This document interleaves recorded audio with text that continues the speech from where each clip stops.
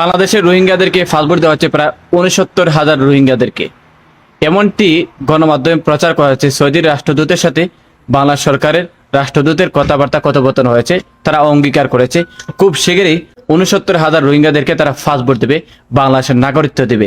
এখন ভাই আমার কথা হচ্ছে একটাই, বাংলাদেশটা মধ্যবর্তী দেশ, সেই দেশের মধ্যে অন্য কান্ট্রির অন্য দেশের মানুষকে কেন আজকে নাগরিকত্ব দিতে হবে, কেন আজকে পাসপোর্ট দিতে হবে? মনে রাখবে, যদি বাংলাদেশের নাগরিকত্ব দেওয়া হয়, বাংলাদেশের পরিচয়পত্র দেওয়া হয়, তাহলে তারা বাংলাদেশের সকল ধরনের সুযোগ সুবিধা উপভোগ করতে পারবে।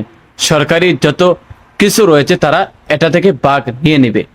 আমরা চাই না আমাদের সম্পদের উপর বাহির কোনো মানুষ ভাগ নেক, অথবা বাইরে কোনো প্রতিবেশী রাষ্ট্র হিসেবে আমাদের শত্রু হোক, সেটা আমরা চাই না। রোহিঙ্গাদেরকে পাসপোর্ট দেওয়া যাবে না, এরকম একটি আওয়াজ তুলবেন। রোহিঙ্গারা থাকবে রোহিঙ্গার মতোই, কেন তাকে বৈধতা হিসাবে বাংলাদেশে পরিচিতি লাভ করতে হবে আমরা জানতে চাই।